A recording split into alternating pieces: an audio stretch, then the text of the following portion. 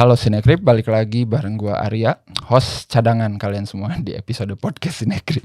Host cadangan. Host cadangan. Udah ada suara-suaranya nih ya. Gue bakal review dulu, tapi kali ini gue kedatangan seorang sutradara Indonesia muda berbakat, asik. Kalian kalau bisa nebak siapa ini nggak akan gue pindahin dulu di frame-nya sengaja biar kedengeran suaranya. Tapi sebelumnya terima kasih juga buat Catchplay yang udah jadi sponsor episode podcast untuk saat ini ya. Nah buat yang lain boleh lah kalau mau, tapi Catchplay kamu keren banget. Silakan buat yang pengen nonton film-film terbaru streaming apapun itu, series, kalian bisa ke Catchplay aja langsung ya. Dan ya udah kita sambut aja langsung Mas Regas Banuteja. Halo. Halo teman-teman. Sutradara cadangan. Sutradara cadangan. Hostnya cadangan, sutradara cadangan. Jadi host utamanya nggak ada mas. serius nggak ada. Gimana kabarnya? Kabarnya tadi kesiangan. Sama sih. Karena tadi dari Bekasi hujan. Waduh. Terus 1 jam 45 menit lewat tol Cawang. Waduh. Sampai sini mampir beli roti mari dulu. Terus podcast. Alhamdulillah akhirnya sampai ya. Akhirnya sampai. Iya ini anyway gue tuh belum tahu ternyata Regas ini masih orang-orang di sekitar sini juga gitu ya. Gue pikir lu tuh nggak jarang di Jakarta gitu, di mana gitu. Tumbuh besar di Jogja, tapi kuliah kan di IKJ. Iya benar. Habis di IKJ magang di Miles, terus bikin Rekata, ya udah di Jakarta terus. Berarti Mas Regas adalah orang ketiga IKJ yang pernah datang di podcast ini. Sebelumnya ada sih. Sebelumnya ada Aco Tenri. Iya. Sebelumnya lagi ada dosennya, Mas Yandi Lawrence. Yandi Lawrence senior gue. Dulu dia asdos. Nah iya. Buat Aco dia dosennya. Oh iya. Waktu di Aco dia udah jadi dosen. Kalau di gue dia asdos. Senat yang waktu itu nginterview gue. Oke. Kamu pengen jadi senat nggak? Kayak gitu-gitu. Tapi selamat dulu buat film terbarunya Para Prasuk akhirnya tayang di Indonesia ya. Mungkin by the time video ini tayang, filmnya juga udah tayang di bioskop ya. Dan gimana nih perasaannya setelah balik lagi ke Indonesia? Balik lagi kan sebelumnya ada tayang di luar ya, di luar dulu di Sundance. Nah itu dia di Sundance. Terus bagaimana melihat reaksi orang-orang di Sundance gitu lah. Yang pertama, bisa cerita sedikit kali ya. Hidungku berdarah. Karena kan dingin banget kan. Oke. Jadi ingus di sini tuh kering. Mimisan. Terus waktu disemprotin loh kok berdarah. Oke. Berkali-kali. Jadi emang dingin banget di Park City itu minusnya -9. Itu bulan apa itu? Bulan Januari. Bulan Januari ya. Anjay. Kita dikasih jaket. Sutradara dikasih jaket official dari sana, tapi daleman masih dobelan 4. Jadi long john, sweater, flanel, sweater lagi baru itu kayak tetap dingin ya. Dingin banget. Oke. Terus setiap tempat kan jarak teaternya harus naik mobil. Di sana kan transportasi umum nggak utama, jadi harus mobil, keluar mobil dingin gitu-gitu. Oke. Jadi di sana diputer 5 kali screeningnya. Jadi world premiere terus 4 kali screening. Semua reaksinya bagus. Mereka puas.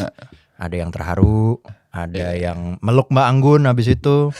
Oke. Ada yang Anggun terkenal ya di sana atau gimana? Iya, Anggun. Oh gitu. Terus habis itu ada yang bilang thank you udah bikin film ini. Terus kita bawa gantungan kunci gitu. Jadi kita kayak bawa souvenirnya gantungan kunci sama pin gambarnya roh-roh kita gitu. Terus mereka pada, aku yang roh kupu dong, roh bulus. Semua aktor kita kan berangkat tuh, Ciko, Angga, Brian, Maudi, Anggun. Terus Q&A, ada forum-forum di sana kayak producers meeting, industry meeting gitu. Gue sempat lihat beberapa video case-case-nya mereka ulang poster ya. Iya itu di depan penginapan. Salju sih gue lihat ya. Penginapannya tuh penginapan kayu gitu loh. Ada perapian gitu kan dalamnya. Terus di luar adem. Terus ada diajak ke villanya Robert Redford. Oke. Kan ini adalah tahun pertama Robert Redford tidak bersama Sundance karena sudah meninggal. Jadi yang ngasih sambutan tuh anaknya namanya Amy Redford. Oke, benar. Dan aku inget dia speech bagus banget. Dia bilang kayak, bapakku di sini tuh bukan bikin kerajaan, tapi bikin sarang gitu. Terus sama dia bilang kayak, kadang kita bikin film itu nggak cuman buat bikin penontonnya banyak atau buat menang award, tapi kadang kita bikin film itu adalah untuk mengingat rasa yang udah jarang kita ingat sebelumnya. Nah, itu dia super sekali ya. Itu dia waktu bilang gitu, wah terharu. Gila. Dan dia bilang kayak, ya kalian semua nyampe sini itu pasti usaha yang dikeluarkan besar, jadi ya terima kasih udah bergabung bersama kita itu. Wah, iya, gila. Rest in peace Robert Redford. Tapi seru sih, maksudnya gue lihat film-film Indonesia belakangan ini kan udah sering ya main di luar, screening di luar, world premiere di luar juga gitu. Terus Mas Rega sih kayaknya udah tidak asing ya, karena semenjak gua nonton Penyalin Cahaya gitu kan, terus Budi Pekerti dan ini film panjang ketiga, bahkan film pendeknya pun dulu kan udah sering diputar di luar juga gitu ya. Gue dulu ingat pertama kali gue nonton film pendek lu kayaknya ini Lemantun. Iya. Film Tugas Akhir. Nah, iya. Kayaknya gue tahu anak-anak saudara tuh lihat dari film Tugas Akhir. Pembimbingnya Mas Riri Riza. Oh itu Mas Riri Riza pembimbingnya. Oke. Bimbingannya ke Bintaro jauh waktu itu ke Milas. Iya Lemantun. Terus Tak Ada Yang Gila di Kota Ini juga gue sempat nonton di mana ya gue nonton itu, di JAV atau di mana ya lupa ya, pokoknya sempet lah gue nonton. Tapi gimana nih rasanya semenjak ya, maksudnya Mas Rias kan emang dari IKJ terus aspiring to be director gitu, sampai ke titik ini. Dulu gimana sih rasanya dulu ngerjain film pendek? Dulu kerja di Milos dulu ya? Nah itu gimana tuh rasanya ngerjain apa aja ya yang kerjain project sama Milos? Sama Milos pertama magang tuh Sekolah Rimba. Oh iya gue tahu, gue nonton tuh Sekolah Rimba. Iya. Kalau lo lihat ada adegan si Prisia Nasution Butet Madunrungnya melintasi pakai angkot, melintasin jembatan kayak say goodbye untuk anak-anak Rimba. Di ujung jembatan tuh ada orang jongkok, itu gue. Jadi bocor. Jadi sebenarnya Astrada 3 waktu itu. Jadi tugasnya adalah ngurusin ekstras. Nah berdialog kayak nanti ini crossing gitu. Nah sama Astrada 2 gue waktu itu Mas Bre disuruh gas lo berdiri di ujung jembatan sana buat kalau anak-anak itu nyebrang ntar ada yang jagain balik. Terus gue berdiri di ujung sembunyi, nggak taunya kamera. Jadi terpatri di sejarah perfilman Indonesia ada orang jongkok di situ warna kaos hitam gitu. Bagus. Harusnya masuk ini ya, kredit title juga sebagai extra. Sekolah Rimba. Terus habis itu ikut Atirah di Makassar jadi behind the scene. Terus ada AADC 2. BTS juga. Sempat jadi Astrada 2 di filmnya Mas Riri judulnya Nyanyian Musim Hujan, tapi waktu itu rilisnya di TV. Itu kerjasama sama BNPB yang main Adine Wirasti waktu itu. Itu. Nah tapi di sela-sela itu juga bikin film pendek kan ya. Mulainya ya kalau dulu kan di IKJ pasti setiap semester bikin film pendek. Tapi bikin film udah dari SMA sebenarnya dari film pendek. Mungkin yang paling keinget IKJ semester 4 tuh bikin film pakai seluloid 16 mili. Itu masih zaman lab di Jakarta masih buka kan, namanya Interstudio. Sekarang udah pada tutup. Mahal tuh ya? Mahal. Karena satu can itu 1,5 juta, cuman bisa ngerekam 10 menit. Nah sama kampus dikasih 2. Berarti kan cuman bisa ngerekam 20 menit kan Mas. Itu ada yang salah gak tuh? Wah, ada yang kayak ngerol kayak wurr gitu kayak gak ini film cut dong gak gitu. Bikin filmnya 15 menit, artinya kan cuman boleh gagal 5 menit. Kan? Bikin itu. Tapi ya dari kalau tadi pertanyaan soal festival, ya dari SMA sebenarnya udah ngenal JAV ya. Jadi JAV pertama aku tuh kapan SMA kelas 2. Itu JAV pertama. Iya, JAV ketiga itu tahun 2007. Itu JAV ketiga, maksudnya JAV baru tahun ketiga ya, baru tahun gitu. Tahun ketiganya JAV. Dulu kalau nggak salah Metamorfosa, artworknya Mas Iwan Effendi. Waktu itu aku SMA di SMA De Brito ikut ekskul film sama guruku ekskul waktu itu namanya Mas Bayu Prihantoro. Mas Bayu Prihantoro itu DOP-nya Istirahatlah Kata-Kata. Filmnya Mas Andi. Iya, benar. Disuruh kalian nonton JAV sana biar punya pengalaman. Terus datang ke sana, tapi yang didatengin waktu itu bukan nonton film tapi nonton forum tentang sinema Jepang. Kita nonton, gini sinema Jepang. Itu JAV pertama nonton di situ. Tapi waktu SMA ya ikutin ada lomba-lomba film pendek gitulah Mas. Bikin juga. Jadi kayak lomba film pendek yang dibikin oleh universitas. Tapi kalau kuliah, festival pertama yang diikutin justru Europe on Screen. Europe on Screen, EOS ya. Sampai EOS, sekarang juga masih ada tuh. Iya. Ya. Dulu aku bikin film pendek judulnya Senyawa, dimasukin Europe on Screen sama JAV. Nah itu 2012 lah masuk JAV film pendek itu, kuliah semester 4. Oh sebelumnya malah Gunfest, Ganesha Film Festival di ITB. Ada dulu film pendek judulnya Anoman, bareng-bareng berangkat ke ITB. Terus Gunfest masih ada sih, Gunfest kayaknya masih ada. Habis itu ikut XX1 Short Film Festival. Buat Mantun masih ada tuh waktu XX1 Short. Sampai dulu pernah ada pengalaman ngeburn DVD di motor.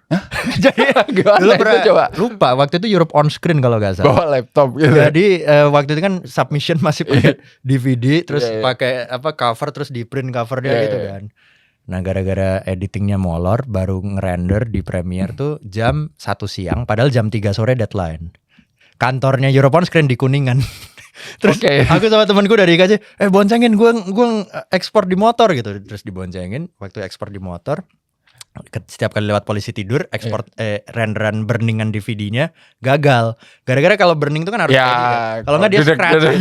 Gagal. Sampai akhirnya waktu itu nyampe di Europe on Screen. Mbak ini masih bisa nggak saya ngeburn di sini? Ya bisa sih, ini pas 10 menit sebelum jam 3. Jadi gue duduk ngeburn di situ, anjir. Aduh. Ada begitu. Terbaik. Ini pada tahu nggak DVD writer? Lu pakainya nanya Nero burning. Wah itu cuman maksimal 4,7 giga loh dia kapasitas gitu. Terus sempat dulu ada festival film Solo, Mas. Iya. Festival film Solo. Iya, khusus film pendek gitu. Film pendek fiksi. Dulu ada satu film tapi aku bukan sutradaranya, aku produce masuk situ. Nah kalau festival luar negeri pertama yang diikutin itu malah Berlinale. Festival Berlinale 2015. Film pendeknya judulnya Lembu Sura. Tentang hujan abu gitu lah. Iya itu gue sempat lihat juga tuh. Footage hujan abu dipaduin sama orang nari gitu, jadi kayak eksperimental, terus disubmit. Berangkat ke sana, tapi cuman boleh berangkat sendiri waktu itu. Biayanya cuman ada buat sendiri gitu. Disupport sama pemerintah tapi cuman bisa sendiri. Disitulah pertama kalinya ke festival film luar negeri. Bareng waktu itu film yang kompetisi film panjangnya di sana ada film Taksinya Jafar Panahi. Ada Night of Cups-nya Tirans Malik. Ada lagi Everything Will Be Fine-nya Wim Wenders. Oke. Gokil.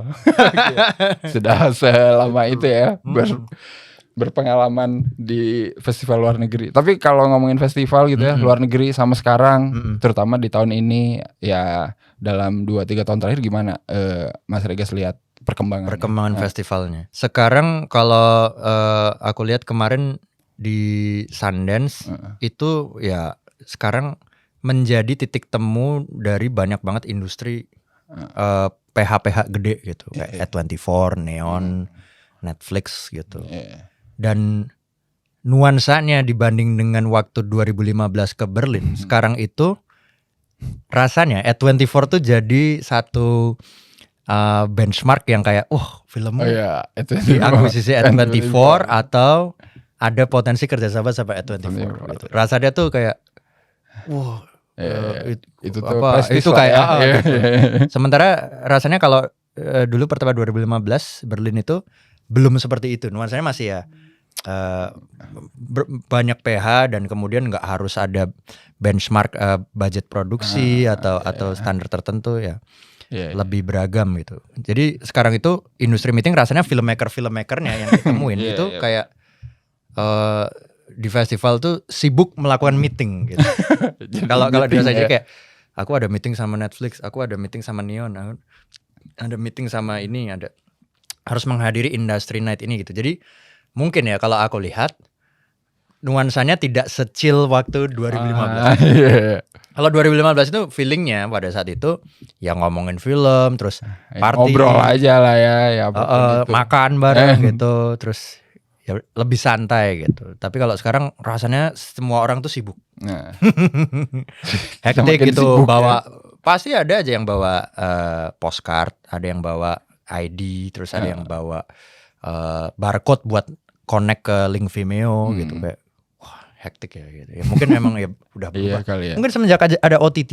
Iya sih ya, benar-benar. Sejak ada OTT. Dan OTT itu juga lucu Mas, kayak aku ingat 2016 ke Cannes itu 2017 ada premier filmnya Okja-nya Bong Joon-ho. Iya.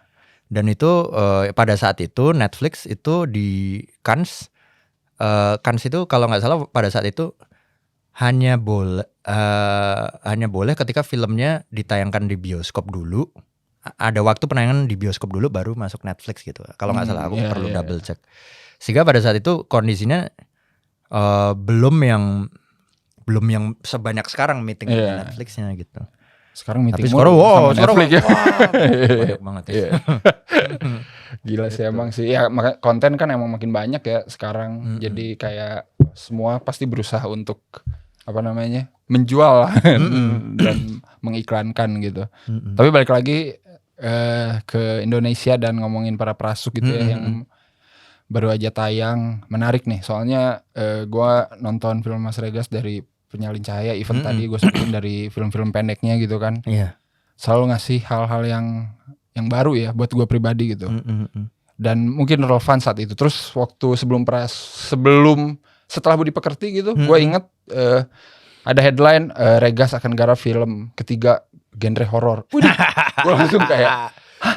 Kenapa? Horor. Ya. Tapi dalam hati ya nggak apa-apa sih. Ya, maksudnya. Tapi itu waktu masih kayaknya awal-awal banget ya, masih awal-awal banget. Terus kan waktu itu kita tuh menduga-duga gitu sampai akhirnya keluar bentukannya. Bentukannya. Oh, jadinya para prasuk gitu. Nah, ini bisa ceritain nggak apa yang ditawarkan kali ini di film ketiga ini gitu, tanpa harus spoiler ya. Kita anti spoiler di sini. Tawaran pertama yang pasti bukan horor. Karena gue penakut. Tapi ada kerasukan kan? Ada. Tapi kerasukannya happy. Bukan horor, kerasukan happy. Gitu. Jadi dari kecil tuh udah biasa ditontonin tanteku film judulnya Jelangkung. Oke. Jelangkungnya siapa nih? Rizal Mantovani. Oke. Wah itu takut banget beneran. Ada anak kecil lari di kolam renang lah, suster ngasot, mantranya gitu kan. Segala macam setan lah ya. Matanya putih gitu. Lemari kaca dibuka, ada gitu. Sehingga itu membuat aku sekarang tiap mandi gitu keramas kan merem. Itu bener-bener takut kalau kelamaan nanti waktu buka mata ada penampakan gitu kan. Jadi nggak mungkin bikin horor, karena pasti takut. Nonton Conjuring terakhir aja lampu tempat tidur aku nyalain berapa kali gitu. Nah jadi filmnya tuh lebih ke drama sebetulnya, film drama. Jadi ada satu desa, nah desanya ini suka bikin pesta, tapi pestanya pesta kerasukan. Gitu. Ini trends. Jadi kalau di kota-kota besar orang party itu ke klub atau nonton konser, ini di desa fiksi ini dia partinya tuh datang ke lapangan siang-siang, terus dengerin musik, ada mantra, terus mereka dirasukin sama roh binatang. Oke. Jadi mereka bisa kayak kerasukan roh kebo, roh kupu-kupu, roh lintah kayak gitu-gitu. Nah, tapi pada saat kerasukan mereka tuh kayak imajinasinya, halusinasinya masuk ke alam lain gitu. Jadi kayak misalnya dia kerasukan roh kupu gitu, tiba-tiba dia masuk ke alam yang penuh sama bunga. Oke. Atau dia kerasukan roh kerbau, dia kayak masuk ke satu kubangan air yang seger banget gitu. Oke. Jadi ibaratnya kayak lu masuk ke satu alam yang enak, yang nyaman, tapi tanpa harus memakai substance apapun gitu. Gak usah pakai obat atau gak usah pakai minuman gitu. Hanya mantra dan roh ini gitu. Nah, nyeritain tokoh utama kita namanya Bayu itu pengen jadi seorang prasuk gitu. Jadi prasuk itu adalah orang yang nyalur-nyalurin mantra ke orang-orang ini. Oh, lu pengen roh apa? Semut. Ya udah gua kasih roh semut. Lu pengen apa? Macan. Gua kasih macan. Jadi kayak DJ-nya. Kalau di klub tuh kayak DJ, beneran. Request lagu I follow you gitu. Gitu. Ya gua gantiin gitu kayak DJ-nya. Nah, si Bayu ini pengen jadi prasuk itu.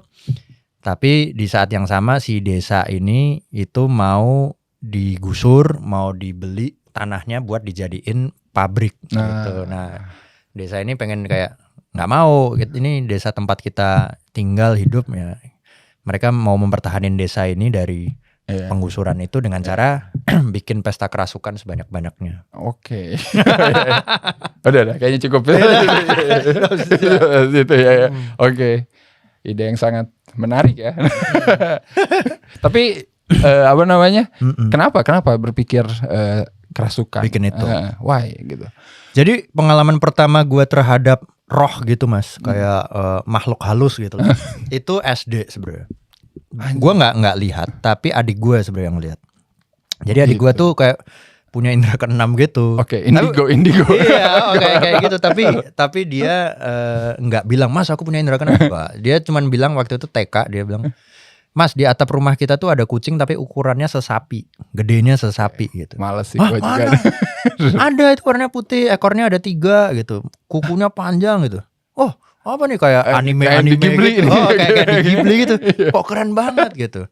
Kirain adikku cuman kayak ngayal kan. Terus datanglah omku yang sesama punya indera keenam juga, memastikan oh ya itu bener ada itu. Berarti terbukti ini ada itu. Nah di saat itu aku tuh pengen bisa melihat juga kayak adikku gitu mas. Oke. Kayak wah kok adikku bisa sementara gue nggak bisa, gue lihat dong. Jadi kayak mata itu dipelototin lama gitu kayak 5 menit lihat please lihat, nggak bisa juga, nggak muncul juga itu. Lihat.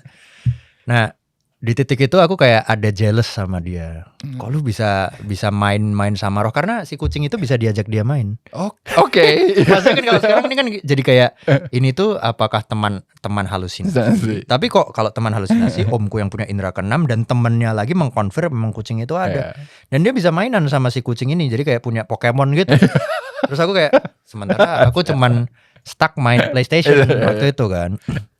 Jadi iri. Nah sejak itu tuh aku jadi mulai kayak ngulik gitu, kayak di Indonesia tuh roh tuh orang berkoneksi sama roh tuh kayak gimana gitu. Oh ternyata banyak, salah satunya ada kayak pesta-pesta yang melibatkan roh tuh buat lo kayak party bareng sama roh itu gitu. Nah jadi akhirnya gue pengen mengekspresikan itu gitu. Pengalaman keinginan dalam berinteraksi dengan roh, hal yang gak terlihat tapi dengan cara yang fun gitu. Dengan cara yang seneng, kayak adikku yang bisa bermain dengan asik sama si kucing gede itu. Bahkan dia kasih nama kucingnya tuh, dia kasih nama Cemeng Petak, yang artinya adalah kucing putih. Kucing putih. Jadi kalau di bahasa itu bahasa Jawa Cemeng Petak, kucing putih. Tapi bisa juga dibaca Cemeng Petak yang artinya hitam putih. Maknanya ganda. Kayak kalau dia nih namainnya udah filosofi sekali ya. Kayak gitu. Nah akhirnya pengen diekspresikan itulah. Makanya bikin tentang pesta kerasukan. Bahwa maksudnya pesta kerasukan tuh nggak melulu dianggap sebagai sesuatu yang serem atau kayak ini ritual buat apa gitu. Enggak, kadang kita udah punya kultur yang dari lama di mana kita tuh bisa senang-senang bareng dengan hal yang nggak kelihatan. Betul. Ini seperti apa namanya, jalannya dibenarkan lagi nih sama Sregas. Biasanya kita kan kalau nonton film, aduh kerasukan selalu identik dengan wah serem, ngeri, horor gitu ya. Ternyata ada juga kultur-kultur yang menganggap ini tuh emang bagian dari hidup aja. Bagian dari gitu hidup kan. Kayak temen gitu. Iya kayak temen. Tapi ketika proses developing itu gimana? Emang ini based on satu kultur atau emang Mas Regas ngambil dari berbagai macam coba dirangkum di film ini gitu? Kalau dilihat di Indonesia ada banyak, jadi kultur pesta kerasukan di berbagai pulau, Sumatera, Jawa, Sulawesi, dan gaya narinya beda-beda. Terus melibatkan roh. Tapi juga kalau setelah dilihat di Asia Tenggara kayak di Bangkok, di Thailand itu ada juga, di Korea ada juga, bahkan sampai Amerika Latin kayak di Kuba, di daerah Peru gitu, di Afrika itu juga ada dan juga. Semua kalau Mas Arya lihat selalu musiknya tuh konstan gitu, repetitif yang dong gitu. Mungkin itu juga membantu kayak gitu masuk ke situasi trance. Nah, tetapi di film ini itu kita bikin satu dunia yang fiksi gitu, kayak ibaratnya Dune gitu. Dune itu kan dunia fiksi, Avatar gitu. Gotham gitu. Ini kita bikin satu dunia fiksi, desa yang namanya Desa Latas, itu kayak nggak tahu tempatnya di mana, berbahasa Indonesia, musiknya juga kita bikin baru dari instrumen yang bukan instrumen yang tradisi gitu ya, tapi kayak dari kayak dari alat-alat pertanian, kadang ada yang juga dari peralon gitu. Gerakan tariknya juga kita bikin baru, kayak gerakan binatang. Mantranya waktu itu Mbak Anggun sendiri yang bikin, dan mantranya tuh nggak berbasis pada kayak bahasa tertentu, itu dia bersenandung. Jadi full dunia baru supaya ada keleluasaan dalam membuat universe-nya gitu. Ya itu jadi kayak waktu itu 5 bulan aku nulis bareng Devi sama Alice bertiga gitu untuk meng-create ini dunianya ini. Buat para prasuk itu apa yang ngebedain gitu sama yang dengan yang sebelumnya? Jadi yang bedain adalah kita kerja dengan 3 alam di sini. Kalau sebelumnya kan alamnya penyalin ya apa sehari-hari, budi pekerti sehari. Ini 3 alamnya tuh alam sehari-hari, alam halusinasi yang tadi kayak dunia penuh bunga lah, atau dunia penuh dengan air yang segar. Sama alam ketiga tuh adalah alam pikiran sebenarnya. Jadi alam pikiran itu adalah tokoh si Bayu ini ketika dia lagi konsen buat mendapatkan roh, dia tuh kayak merem terus membayangkan ada roh yang datang. Nah itu tuh kita bikin kayak limbo hitam gitu. Terus kalau tiap kali ada distraksi, misalnya dia kayak bau bakso gitu, baksonya muncul gitu. Atau tiba-tiba ada bau makanan Indomie gitu muncul gitu. Jadi kayak ada distract gitu. Kita pengen gambarin kalau kita lagi overthinking, itu situasi di kepala gimana sih? Nah nggak tahu teman-teman yang lain kalau overthinking gimana. Cuman kalau gue biasanya lagi overthinking itu sini muncul imaji-imaji gitu mas. Misalnya kayak takut nanti di jalan macet gitu. Itu imajinya udah kayak mobil. Atau nanti misalnya kayak mau cari makan tapi restorannya udah penuh gitu. Silahkan nunggu mas gitu. Jadi imaji orang yang ngomong silahkan nunggu mas itu tuh muncul. Gitu. Itu caraku memproses. Nah itu ditransfer. Nah artinya berarti kan misalnya scene-nya di skenario tertulisnya cuma 70. Tapi kan ini kayak dikali 2 mungkin jadi 140 gitu. Jadi Astradaku si gadis ya si gas lo di sini bikinnya 70 scene doang. Tapi alam lo karena ada 3 ini jadi 150 gitu. Yang mana hari produksinya nambah. Buat bikin alam halusinasi yang bunga itu kita perlu bikin di studio. Jadi kayak ngeset gitu kan. Terus habis itu perlu banyak props. Misalnya bunga ya berarti beli bunga 1 mobil box gitu, buat ditabur-taburin dari atas gitu. Jadi skalanya gede, hari syutingnya juga 25 waktu. Jadi kalau penyalin tuh dulu 20, budi pekerti 22, ini 25. Cuman nambah 3 hari. Nambah 3 hari. Dan pengen kemarin itu kayak 1 hari maksimal paling jam 7, jam 8 kelar lah ya gitu. Jam 8 malam biar besok punya energi gitu ya. Makanya akhirnya scene-nya yang kita kurang-kurangin biar nggak capek gitu. Tapi total proses produksi berapa lama dari mulai ya? Kita nulis kan Januari 2024. Januari 2024. Nulis 5 bulan sampai Mei. Habis itu mulai masuk preps 4 bulan. Udah mulai hunting, casting kayak nemuin Angga, Maudi, Anggun gitu. Casting 4 bulan, terus mulai ke lokasi di Gunung Kidul gitu, buat nyari lokasi. Reading, latihan, Angga latihan nari, Maudi latihan nari, Mbak Anggun latihan mantra. 4 bulan, preps, syuting tuh di September. Syutingnya 25 hari. Habis itu editing 2 bulan, itu Januari kelar. Januari 25. Habis itu post pro-nya yang lama. Jadi post pro-nya itu kayak banyak efek visual. Tapi efek visualnya bukan 3D yang kayak tiba-tiba dia tiba-tiba jadi kayak ada katakanlah monster gitu. Gitu. Lebih kayak ngapus-hapus tali, ngapus-hapus green screen gitu. Terus musiknya pengerjaannya juga banyak karena ada kayak 25 musik pesta di sini yang dibikin oleh Mas Yenu. Ini semua original musik berarti ya? Original musik. Habis itu color grading juga. Color gradingnya di Thailand. Di colorist namanya panggilannya sih Du. Tulisannya DEW Du. Tapi nama aslinya adalah Chaitawat Trisansi. Thailand seperti biasa ya. Namanya Du. Nah si Du ini adalah colorist yang meng-color grading Call Me By Your Name. Luka Guadagnino. Sama memorianya Api Catpong gitu. Jadi dia emang colorist tandemannya si Soyembu Mukdeprom DOP-nya Api Catpong ini. kerja sama dia. Nah akhirnya di 2025 baru kelar sekitar bulan Juli. Berarti 1,5 tahun kan sampai benar-benar kelar. Submit Sundance. Iya. Sampai akhirnya di lock nih. Tadi sebelumnya ngobrol baru di edit. Sampai akhirnya ya udah tadi barusan kelar karena finalisasi credit title. Karena kan tim promo belum masuk credit title. Perjalanan yang lumayan ya sampai akhirnya tayang gitu. Filmnya murni 1,5 tahun buat jadi produk akhir. Tapi kalau karena nunggu Sundance Januari jadi 2 tahun. Iya benar nungguin Sundance. Terus ngomongin cast ya, gue suka nih dari film Penyalin Cahaya Budi Pekerti ya, castnya film Mas Regas ini selalu beragam, terus ensemble bisa dikatakan kan kayak gitu. Buat ensemble yang sekarang gimana nih? Ada sesuatu yang menarik nggak untuk ini? Anggun pertama kali lah pasti, Angga kan udah, siapa lagi, Modi, Ayunda pertama kali ya. Berarti gimana tuh kerja dengan ensemble cast? Emang dari dulu tuh suka gitu ya, cast yang banyak gitu sekaligus, terus masih muda-muda, maksudnya rising actor semua gitu. Bedanya sama yang dulu, ini ensemble-nya introvert semua. Masa sih? Jadi kalau Penyalin itu isinya ekstrovert kan, Shenina, Jerome, Chico, Ute, wah semua. Terus Julio, Dea itu kayak seumuran dan semuanya ekstrovert. Jadi kelar reading makan yuk gitu, atau kelar reading party gitu. Kayak gitu. Tapi kalau ini cukup introvert. Jadi kayak Angga itu kan introvert, Maudi itu introvert. Saya serius. Iya, makanya sebenarnya pemeriah suasananya Chico.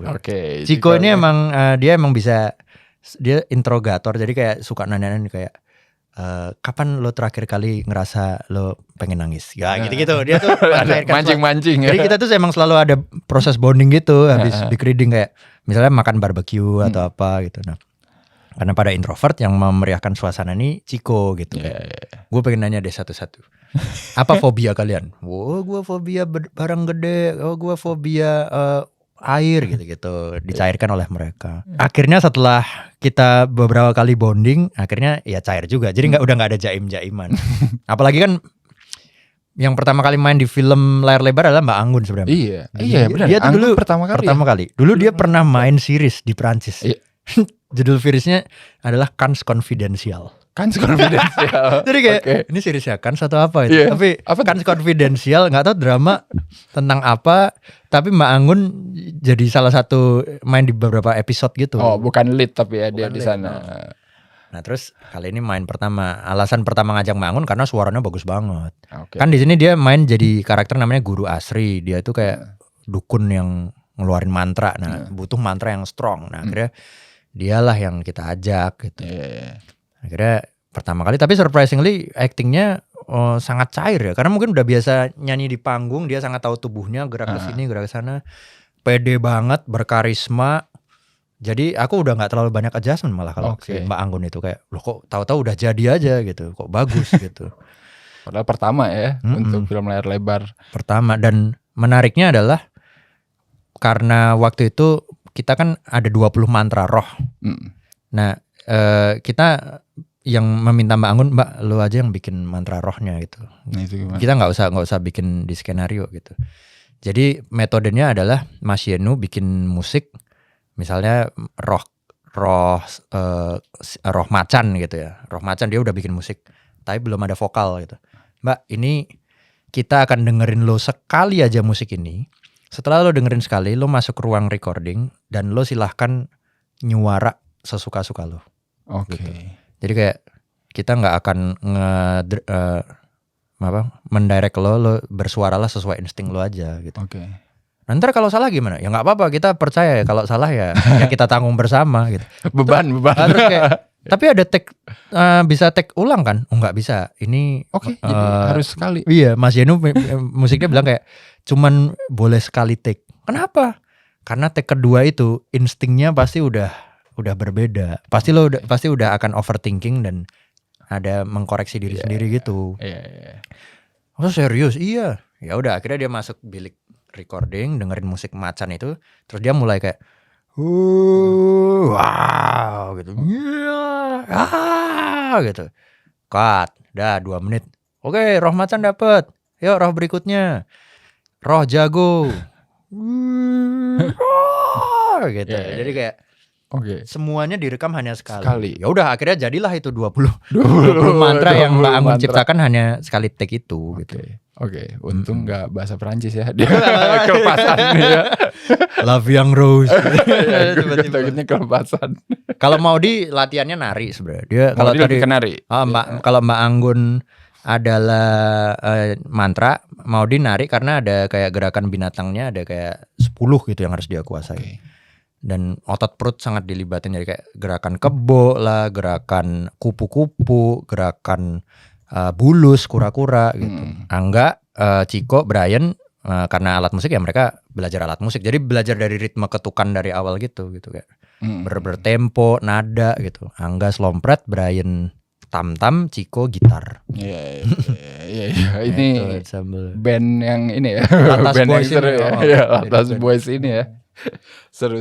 Tapi ini kalau ngomongin as general gitu ya, film-film Mas Rikas ini selalu menarik karena itu selalu gue menemukan hal baru gitu ya, dan beberapa isu yang diangkat pun selalu relevan gitu ya. Even kayak penyalin cahaya pun sampai sekarang pun menurut gue isu KS kayak gitu masih relevan gitu. Terus Budi Pekerti itu yang paling gue suka karena ya sangat-sangat on point gitu ya. Ngomongin viralitas. Efeknya ke masyarakat dan lain-lain. Dan di sini sebenarnya ya selain tadi ya, mungkin gue tadi nangkap sedikit dari sedikit premis yang diomongin kan ada warga desa yang mempertahankan desanya gitu ya, yang emang kulturnya adalah ya kayak gitu, kerasukan bersama gitu ya. Tapi apalagi sih yang pengen disampaikan sebenarnya gitu tanpa harus spoiler ya. Selain keresahannya apa gitu, kenapa ya ini harus jadi cerita gitu, selain rasa jealous kepada adik.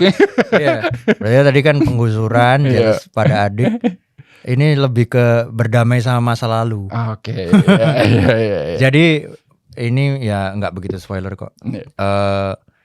Filmnya itu si perasuk ini hanya bisa nyalurin roh dan bikin para warga ini happy kalau dianya sendiri itu juga happy. Selama dia masih punya trauma yang bikin dia sedih, penyaluran rohnya itu gagal pasti gitu. Mandek lah ya. Pasti efeknya tuh misalnya harusnya jadi taman bunga malah jadi taman semak berduri, semak belukar gitu. Jadi bisa berubah sesuai situasi hatinya dia. Nah dia si perasuk ini, si Bayu ini punya trauma masa lalu yang selalu muncul di kepalanya. Terus dan dia kayak gak bisa maafin itu. Sampai akhirnya dia mencoba untuk harus nerima apa yang udah kejadian dan maafin. Jadi ya mungkin itu yang pengen dibahas bahwa hidup tuh ya kadang banyak yang gak berjalan sesuai apa yang lo mau. Tapi kalau kata Bernadia, hidup harus terus berjalan. Langsung gitu, masuk lagunya nih Bernadia. Iya langsung Bernadia gitu. Jadi ya, menerima apa yang udah. Life must go on lah ya. Iya. Jadi nah menariknya gini Mas. Pas banget gue bikin film tentang memaafkan masa lalu ini. Awal 2026 itu gue datang tanggal 1 Januari ke konsernya Mas Kunto Aji. Mas Kunto itu bikin konser judulnya Urup di Jogja karena rumah keluarga Jogja juga. Dia bikin sebelum matahari terbit. Jadi dia konsernya jam 5 pagi udah mulai gitu, terus matahari terbit, matahari pertama 2026. Keren banget. Anjay. Nah dia kan terus kemarin sambil nyanyi sambil dia ngajak kita meditasi gitu. Pernah ada satu meditasi dia bilang, sekarang pejamkan mata, bayangkan trauma kalian atau yang menyakiti hati kalian di masa lalu dan beri trauma itu sebuah nama gitu. Misalnya dikasih namanya adalah Johnny gitu. Ya ini misalnya nama asal-asalan ya Bu. Misalnya namanya Johnny gitu. Oke, sekarang bayangkan kalian di lautan luas, buanglah si Johnny ini ke laut itu gitu. Lepaslah dia gitu.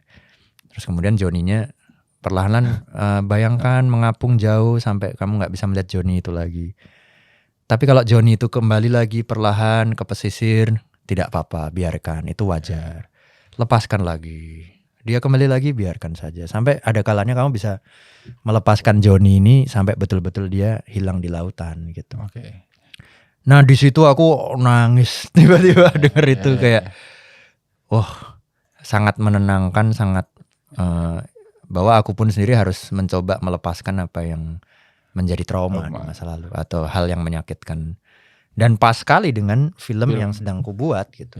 Jadi titik di situ makin kayak oke deh, kalau aku bikin film tentang ini ya artinya aku juga harus berubah gitu. Aku juga harus melupakan apa yang menyakiti atau hal yang menjadi trauma masa lalu. Semenjak itu aku lebih bisa untuk menjalani hari-hari.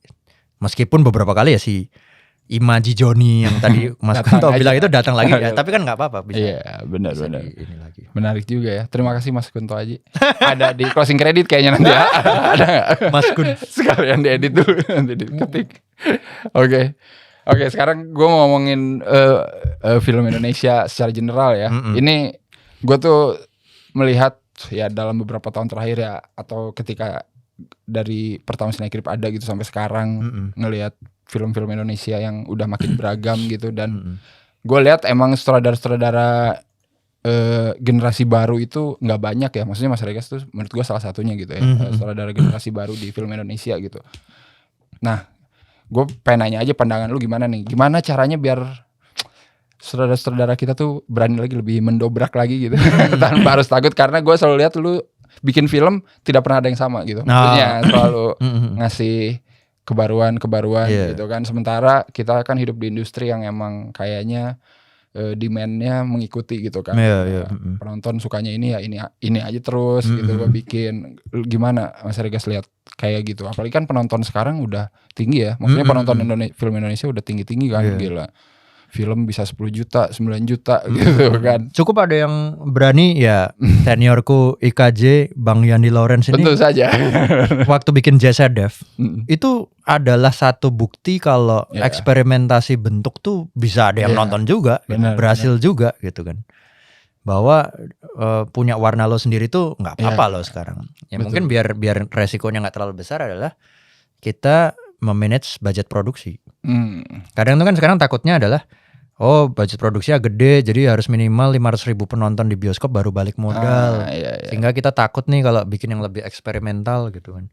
Ya kalau gitu budgetnya turunin supaya misalnya dengan asumsi 50.000 penonton aja balik modal kok gitu misalnya. Nah itu yang harus dikalkulasi. Ya tapi kan nanti budget produksinya jadi kurang, kameranya nggak bisa pakai Red Cam atau Alexa, cuman bisa pakai Sony misalnya. Ya nggak apa-apa gitu. Lawong Sean Baker aja pakai iPhone bisa bikin. Gitu. Justru malah di situ dalam keterbatasan kreativitas kita diuji gitu.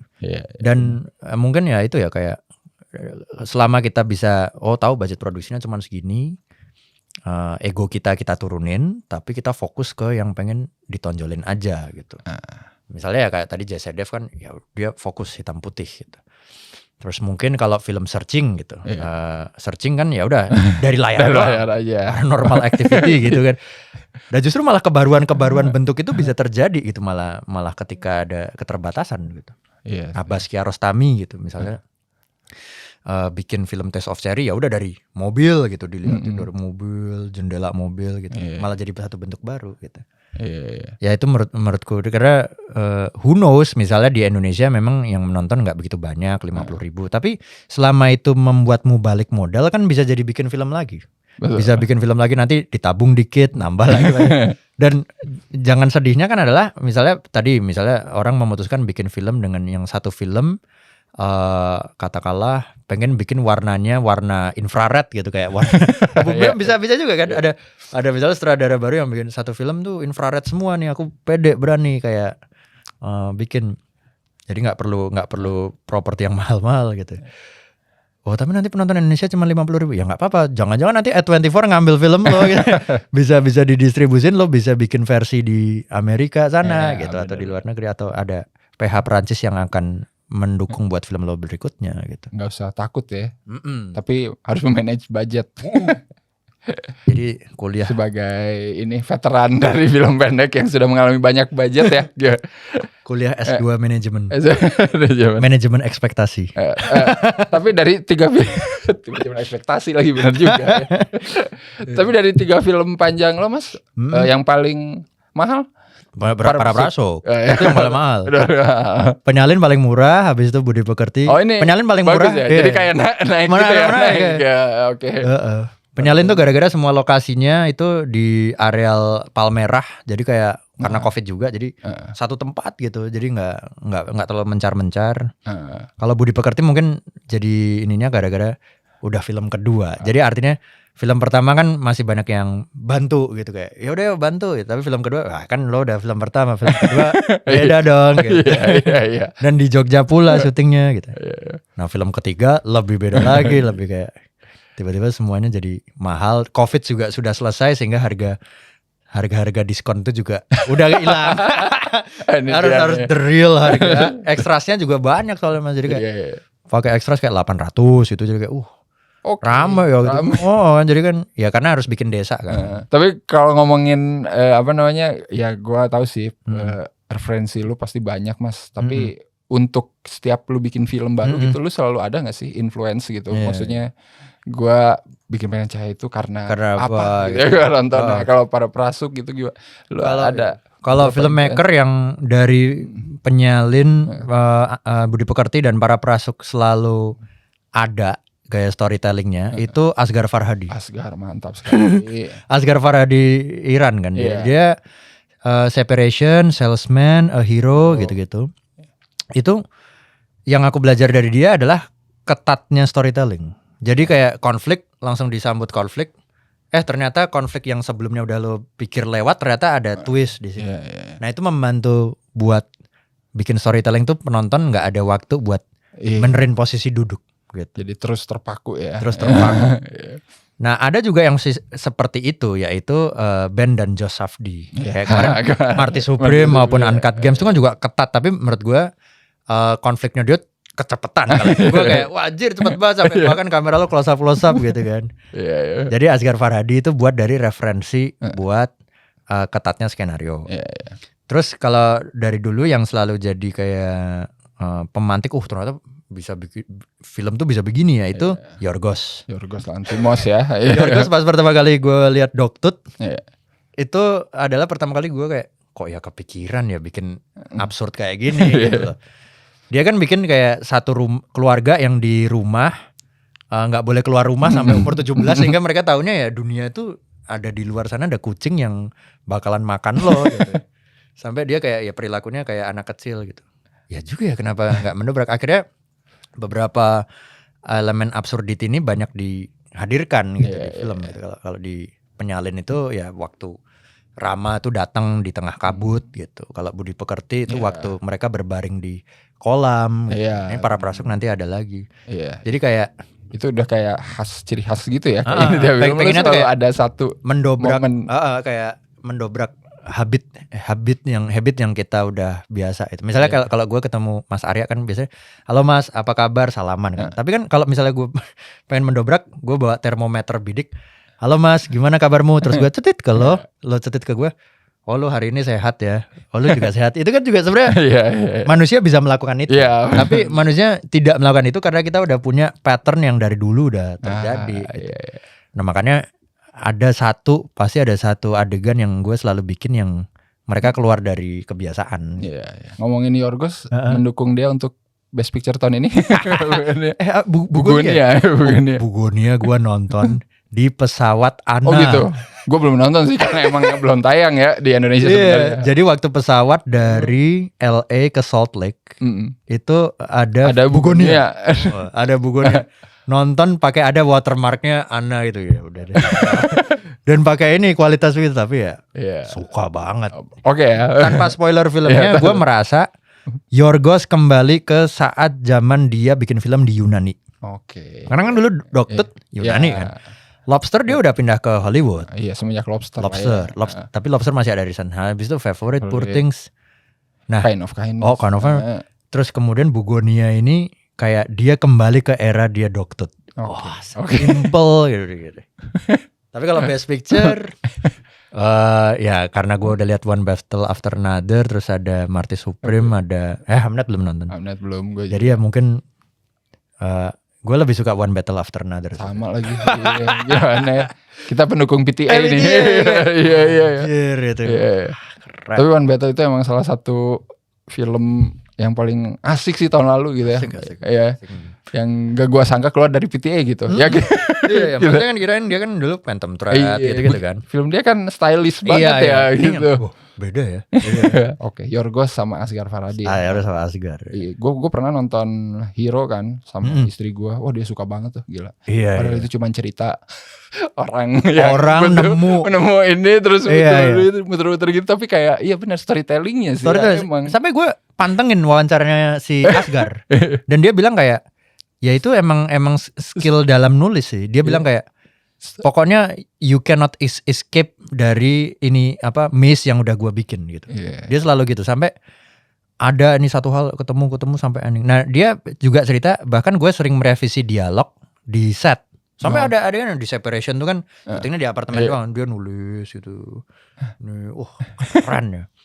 Bahkan ketika Asghar bikin film di Prancis sama Spanyol, Prancis tuh dulu ada The Pass yang main Tahar Rahim gitu. Terus di Spanyol bikin dulu Everybody Knows yang main Javier Bardem. Itu juga sama loh, kayak misteri demi misteri. Keren ya. Itu benar-benar storytelling is a king.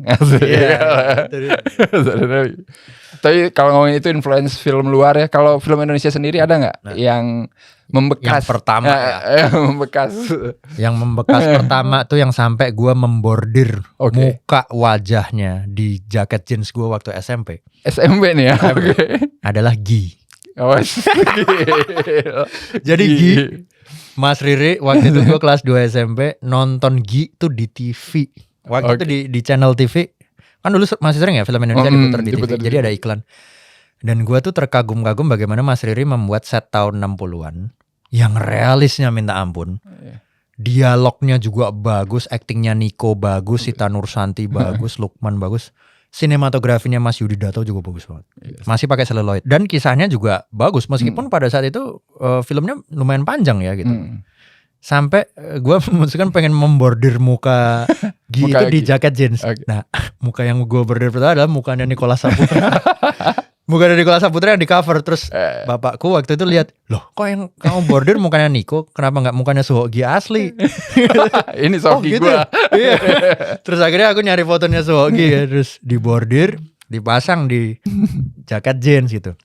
Terus begitu nyampe di SMP, guruku ngeliat, ini kamu belajar aktivisme dari mana nih? Ngeri.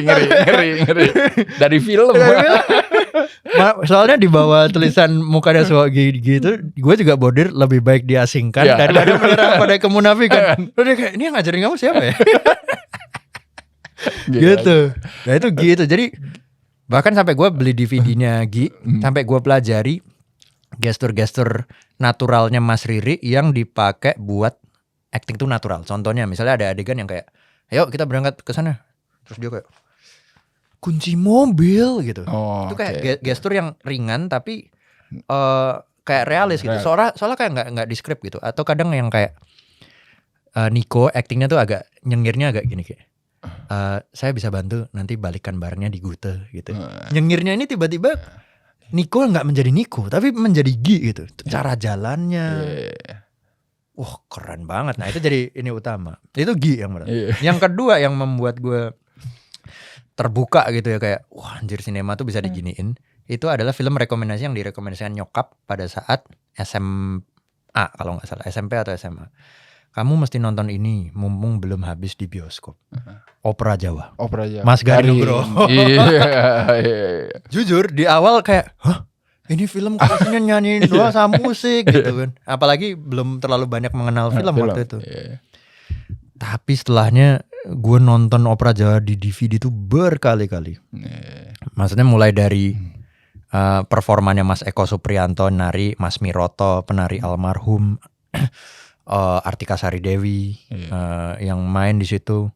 Dan itu kan kombinasi dari semua seniman instalasi Mas. Ada Agus Wage, Tita Ruby, Ong Hari Wahyu bikin instalasi di situ dipaduin sama tarian sama musik. Dan isinya kayak semua seniman dijadiin satu gitu di film itu. Padahal kisahnya cuman kisah Ramayana, Rama dan Sinta, tapi sama Mas Garin di twist ada mencitrakan sisi Rahwananya. Itulah yang pertama kali aku merasa kayak sinema tuh bisa beginiin. Akibatnya waktu kuliah aku pernah bikin film yang ke Mas Garin Jawaan. Dulu bikin film tentang film pendek waktu semester 6 tentang reinkarnasi, kayak orang digantung-gantung di kain batik gitu, terus kayak dia reinkarnasi ke 3 zaman berbeda, zaman kerajaan, zaman Belanda, zaman gitu, terus kayak di dalam rahim kayak gitu.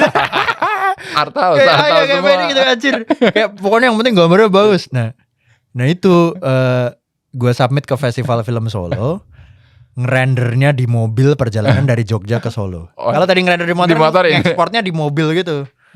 Nyampe Solo pas deadline, ya tapi filmnya nggak kepilih. Harus ada effortnya. Gila. Apakah ini pertanda gitu harus film selanjutnya sama Nicholas Saputra? Sebenarnya dari dulu pengen banget Nico, man. Sesungguhnya ya. Aku soalnya melihat Nico, performa dia yang ya tentu saja di AADC adalah yang pertama strong, dan awal dia aku mengenal pasti AADC 1. Tapi waktu lihat Gi, dia menjadi seorang yang berbeda sekali. Cara jalan, cara nyengir, cara kayak ngelirik gitu, kayak itu keren. Sama satu lagi di filmnya Mbak Molly, What They Don't Talk When They Talk About Love. Bagusnya minta ampun. Jadi punk rock ya. Ditindik. Terus kayak gitu, kayak keren banget. Jadi dokter di kolam renang. Sebenarnya pengen banget. Tapi lagi nyari ceritanya apa. Itu doang, kayak apa ya kira-kira. Yang cocok ya. Syuting sama dia sih pernah waktu itu di AADC 2 jadi kru BTS. Dan maksudnya melihat Nico berproses, kayak konsentrasi dia gitu, kayak skripkon hafal gitu, kayak udah lo nggak usah ngingetin lagi, gue hafal nih, setiap angle gue berhenti di mana tuh gue hafal gitu. Itu tuh kayak serius banget dia selalu nggak pengen ada di depan pandangan tuh, nggak pengen ada orang gitu, karena gue dulu BTS kan dari depan gitu, kayak mikir biar pandangan gue di depan tuh clear, nggak ada itu, udah gue cabut gitu serius itu kayak keren gitu. Berarti ini ya kayak dreams come true ya. Berarti lu dari dulu kan nontonnya film Sogi, Riza gitu kan, terus lu akhirnya bekerja sendiri. Ada Nicholas Saputra juga di AADC 2 gitu, ketemu semua. Ketemu Mas Riri itu juga lucu, Mas. Waktu itu main ke Bangka Belitung SMA. Terus waktu di pantai di Belitung, ini kok ada orang keriting lagi foto-foto anaknya di sini, ada istrinya itu. Ini jangan-jangan sutradaranya Laskar Pelangi ini. Itu ketemu pertama. Ya, gue SMA, gue kan cowok semua, terus masih boleh gondrong. Waktu itu liburan sama keluarga ke Belitung. Mas Riri? Iya.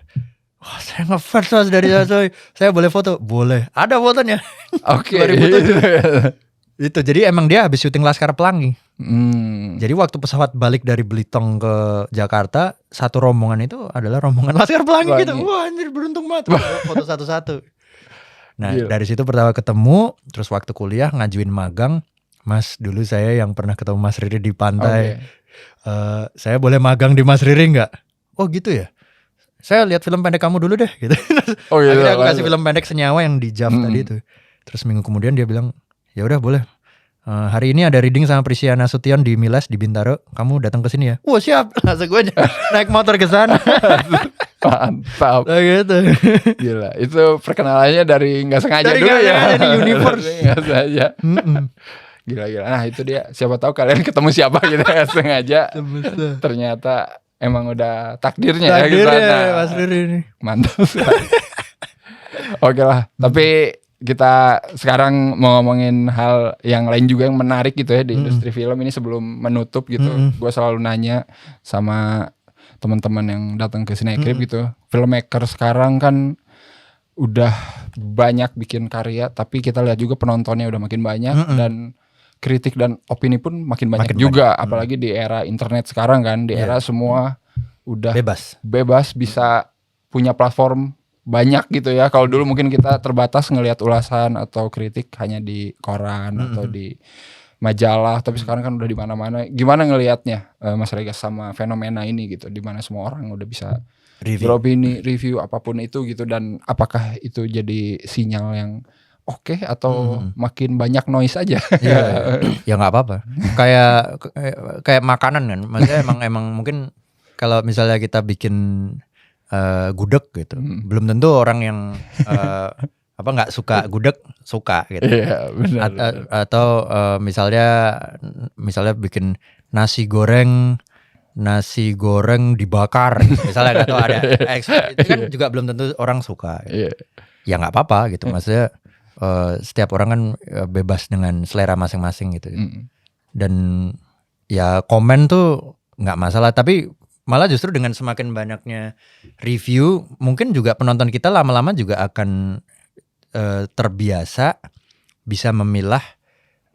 Ya mungkin ada film yang mendapat review kurang baik gitu, tapi kalau dia udah bisa melihat, oh ya mungkin kan itu seleranya dia gitu, seleranya dia dengan review itu, gue tetap akan ke bioskop buat nonton, buat ngeliat gimana sebetulnya. Jangan-jangan di gue suka gitu. Sebagai contoh misalnya gue nonton Wuthering Heights, sukanya minta ampun kemarin. Salah satu yang suka ya, gue termasuk yang suka karena kayak berani ya bikin tragedi yang begini gitu, yang kayak wah di ending kan bener-bener hanya gara-gara miskom gitu. Jangan spoiler. Miskom gitu. Tapi ada beberapa teman yang kayak wah nggak suka gitu. Jadi ya selera masing-masing. Ada bahkan juga salah satu teman gue kuliah yang selera filmnya itu Sharknado. Oke. Ya, Sharknado mantap. Ada marketnya, ada Sharknado, terus ada beberapa film monster-monster lain gitu, yang dia suka gitu. Dan menurut gue selama itu bisa membuat hari-hari lo lebih baik, membuat lo semangat, membuat lo ceria sih, film apapun bentuknya bebas untuk dibikin. Dan ya mungkin untuk filmmaker ketika review ya kembali lagi bahwa bukan berarti ketika mendapat review buruk artinya film lo buruk. Misalnya dari 10 review yang review baik cuma 3 gitu, berarti lo sudah sukses membuat senang 3 orang ini. Lo mendapat koneksi dengan 3 orang nih. Apa yang rasa lo curhatin di dalam ini tersampaikan ke 3 orang, kan not bad juga, nggak apa-apa gitu. Lo menemukan koneksi lo sendiri gitu. Jadi berarti kayak aku lagi pengen curhatin tentang patah hatiku nih gitu misalnya. Ternyata banyak orang yang kayak gue nggak pengen denger kisah patah hati lo, cemen gitu misalnya. Tapi ada 3 orang yang bersedia duduk bersama dengan lo mendengarkan curhatan patah hati lo menangis-nangis mendayu-dayu gara-gara hal yang sepele. Artinya lo udah menemukan koneksi ke 3 orang ini. Benar banget. Jadi kayak ya nggak apa-apa gitu, kayak tidak apa-apa. Bebas gitu. Justru penonton jadi makin bijak memilih ya kali tontonan. Makin banyak review mereka bisa membuktikan sendiri juga ya kan. Menarik sih. Iya. Begitu juga dengan kayak kopi gitu ya. Kopi itu kan ada yang orang aliran kopinya yang harus drip, Arabica, Aceh Gayo yang baru di roasting berapa hari suka. Tapi ada yang kopi manis yang pakai float, manis-manis meshes gitu tuh suka. Ya iya, selera masing-masing. Benar, susah, jangan memaksakan selera. Oke. Thank you banget nih Hasrekas. Ada pesan gak nih buat yang menonton para prasuk? In case mereka belum siap, apa yang harus disiapkan? Yang pertama, tenang, ini bukan film horor. Soalnya itu yang bikin headline horor gimana sih? Tapi kalau kalian mencari film yang bisa memberi kalian pengalaman pesta, pengalaman masuk ke alam yang lain, warna, tarian, musik yang baru, datanglah ke sini buat ngerayain itu dengan sound dan layar gede di bioskop yang akan ngasih experience yang sangat berbeda. Dan yang kedua, bagi teman-teman yang masih mencari untuk berdamai dengan masa lalu, berdamai dengan sakit hati, dengan hal yang memberikan luka yang dalam, nah film ini cocok buat nemenin kalian. Cocok banget. Ini durasi berapa lama? Sorry kalau boleh tahu. 1 jam 59 menit 25 detik. Apal gue. Kenapa tau gak? Kenapa itu? Karena ada ini tim promo ya. Kalau di atas 2 jam nanti slot tayangnya berkurang. Jadi kita ngepasin banget di bawah 30 detik. 1 jam 59 25 detik. Gila dikit lagi injury time tuh. Jadi tuh frame by frame kita lihat sama editor tuh kayak ini frame ini hilang, Wah, one frame matters. Jadi bisa berkurang nih. 2 jam kurang berapa detik tadi ya pokoknya? Iya, 2 jam kurang 25 kurang 35 detik. 2 jam kurang 35 2 detik. jam kurang 35 detik. Silakan pokoknya Situ. nonton Para Prasuk. Oke dah, Para Prasuk tayang mulai tanggal 23 ya. 23 April. Dan ya mungkin ketika video ini tayang, filmnya juga udah tayang. Jadi kalian sikat aja ke bioskop ya buat membuktikan sendiri gitu Membuktikan ya. sendiri. Apalagi yang udah nonton film-film Regas. Tidak mungkin dilewatkan. Thank you banget. Thank you banget Mas Arya. Udah datang di podcast episode kali ini. Thank you juga buat Catch Play yang seperti biasa udah jadi sponsor untuk episode podcast kali ini. Jangan lupa ya nonton Catch Play. Murah-murah, gampang lagi. Dan ya udah, nanti kita ketemu lagi sama filmmaker lain yang mungkin bakal mampir ke podcast Cinecrip. Thank you Mas Arya sekali lagi ya. Thank you Mas Arya. Sampai ketemu lagi di film keempat. Mungkin bersama Nicholas Saputra. Amin dulu. Oke, bye-bye. Bye.